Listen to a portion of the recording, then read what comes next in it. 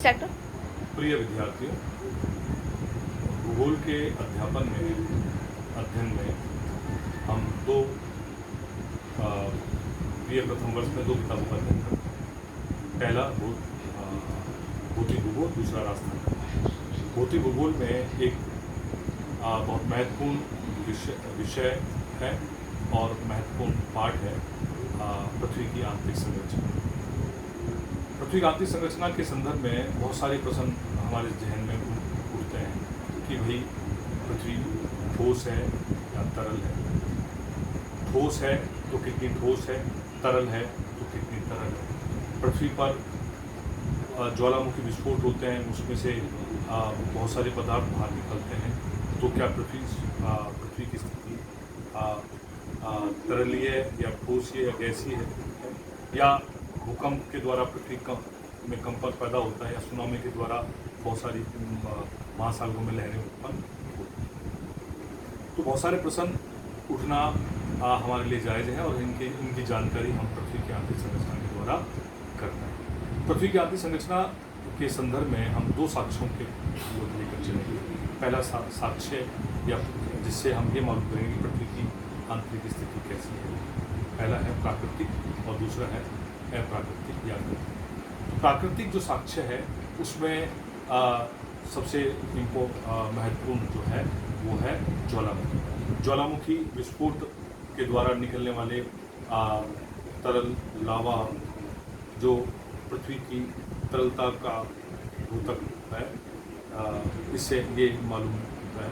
या पृथ्वी से निकलने वाले गैस, विभिन्न प्रकार की गैसें, या पृथ्वी से निकलने वाले विभिन्न प्रकार के पदार्थ जैसे झमक है, स्कॉर्पियो है, लैपली है, टफ है, बम है, यदि बहुत सारे नाम हैं जो पृथ्वी से विभिन्न प्रकार के जो कंक्रीट पत्थर निकलते हैं, उनको इन नामों से हम लोग उल्लेख करते हैं। दूसरा जो साक्ष्य है वो है भूकंप। तो भूकंप के द्वारा पृथ्वी पर जब कंपन होता है तो उससे हमें लगता है कि पृथ्वी के अंदर कुछ ना कुछ हलचलें हो रही हैं।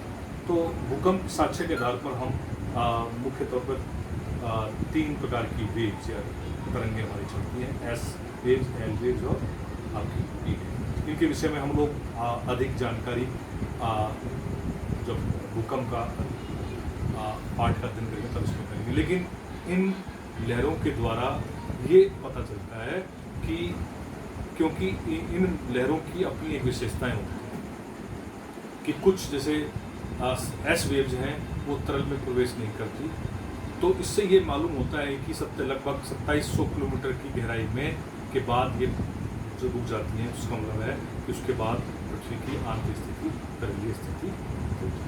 तो उनकी विशेषताओं के आधार पर हम पृथ्वी की आंतरिक संरचना का अवलोकन करते हैं। दूसरा जो साक्ष्य है जिसको हम अप्राकृतिक साक्ष्य कहते हैं वह है तापमान, दबाव और उसका घनत्व। तो तापमान के आधार पर जैसे जैसे हम पृथ्वी के अंदर जाएंगे वैसे वैसे तापमान में वृद्धि होगी। तो इससे ये जब तापमान में वृद्धि होगी तो नेचुरली है कि पृथ्वी के जो पदार्थ हैं वो तरल अवस्था में परिवर्तित हो जाएंगे। लेकिन ऐसा नहीं होता क्योंकि तापमान में वृद्धि तभी होती है जब ऊपर से दबाव। दूसरा जो साक्ष्य है दबाव, जैसे हम पृथ्वी के अंदर जाएंगे वैसे वैसे दबाव हमारा बढ़ता जाएगा। तो पृथ्वी की गहराई लगभग 6500 किलोमीटर है। पृथ्वी पर बहुत सारी परतें हैं, लेयरें हैं, लेयर हैं जिनके द्वारा क्या है कि ये हमको देखने को मिलता है। तो दबाव एक तो हम जैसे नीचे जाएंगे वैसे वैसे दबाव में वृद्धि हो रही है, तो इससे ही यह मालूम होता है कि पृथ्वी की काफ़ी गहराई में अलग अलग पदार्थों से बनी है। तीसरा है पदार्थ जो महत्वपूर्ण बिंदु है आपके घनत्व। तो घनत्व क्या है कि पृथ्वी का जो औसत घनत्व है 5.52 के आसपास है। तो हम पृथ्वी जैसे पृथ्वी में गहराई में जाएंगे तो उस पृथ्वी के घनत्व में भी वृद्धि होगी। तो अधिक घनत्व पृथ्वी में गहराई के अनुसार पाए जाने वाले उन पदार्थों की भारीपन के कारण से या ठोसपन के कारण से है। इस प्रकार से हम पृथ्वी की आंतरिक संरचना के बारे में मालूम करते हैं। जैसे स्विस एक विद्वान था, उसने पृथ्वी की 3 परतों के बारे में बताया, स्याल, सीमा और लीजियम। स्याल सिलिका और एल्यूमिनियम से निर्मित है, सीमा सिलिका और मैग्नीशियम से निर्मित है, और निफा सबसे नीचे गहरी परत है जो सबसे नीचे कोर में रहती है, भारी पदार्थों से। एक सामान्य उदाहरण से हम लोग देखें, एक कटोरी में हमने एक मिट्टी भर के नीचे कटोरी में डाली, पानी भरी हुई कटोरी में पानी में डालोगे तो कंकड़ सबसे नीचे गहरे में बैठेंगे और टुनबे सबसे ऊपर होंगे और महीन कंकड़ जो है वो बैठे होंगे। ऐसे ही पृथ्वी की आंतरिक स्थिति है वो। Thank you.